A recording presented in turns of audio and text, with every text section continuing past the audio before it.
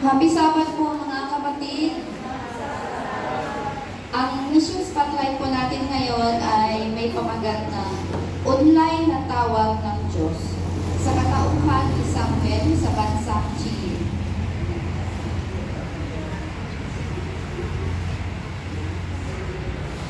Hindi maintindihan ni Samuel kung bakit siya ganoon kabagsak sa kanyang mga klase sa Universidad sa Chile, na siya ay laging may mataas na marka noong siya ay high school pa.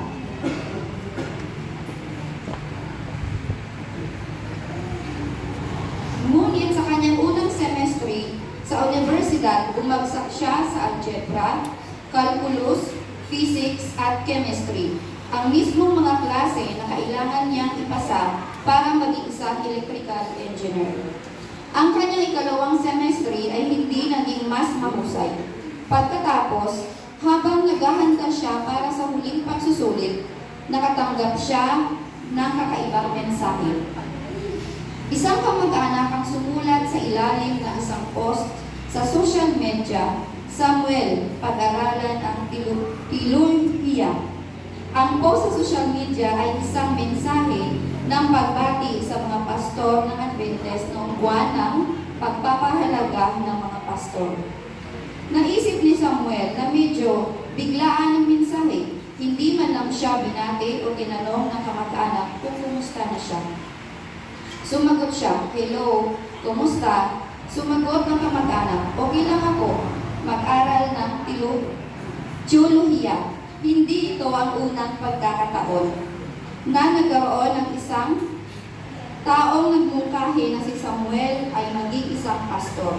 Sumagot siya sa paraang palagi niyang ginagawa. "Hindi ko kailangan mag-aral ng teolohiya para bisitahin ang mga miyembro ng simbahan at mangaral at magtrabaho para sa simbahan."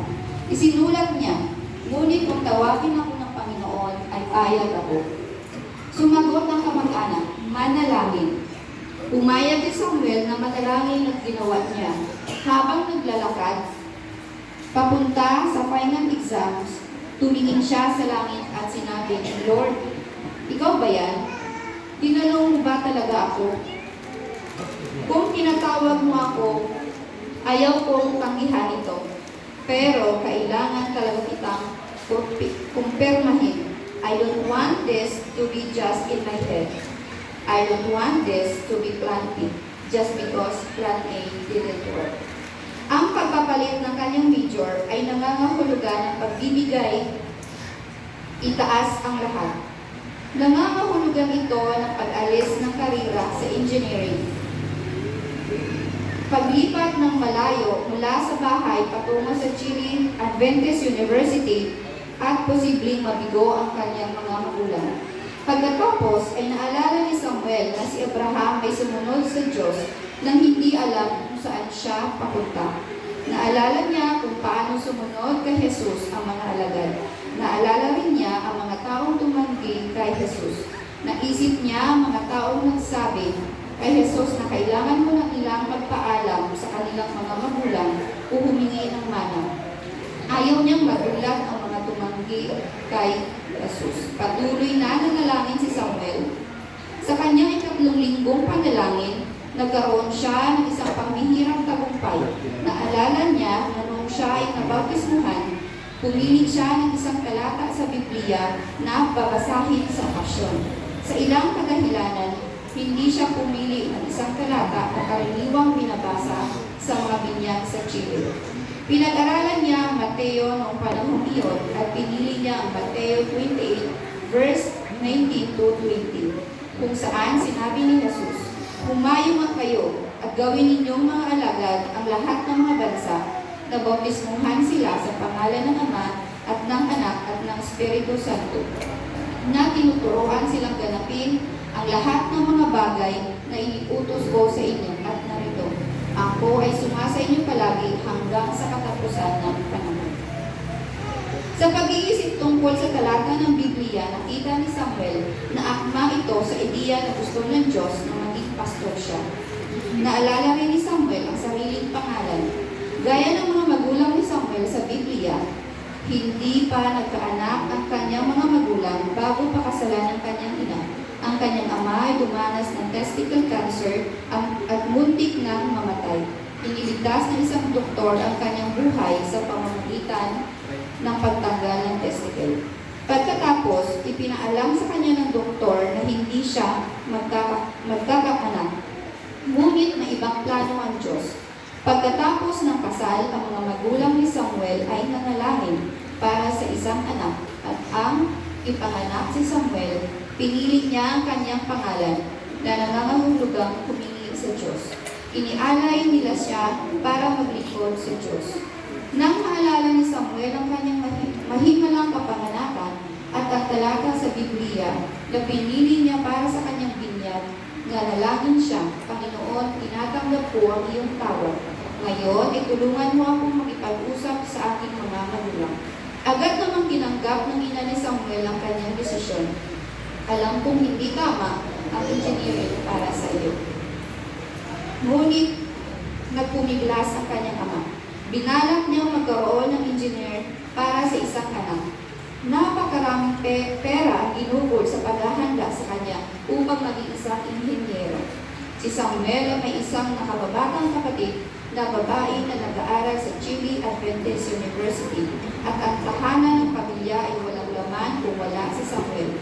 Ngunit sa wakas, tinanggap ni Itay na tinawag ng Diyos si Samuel upang mag-aral sa teolohiya.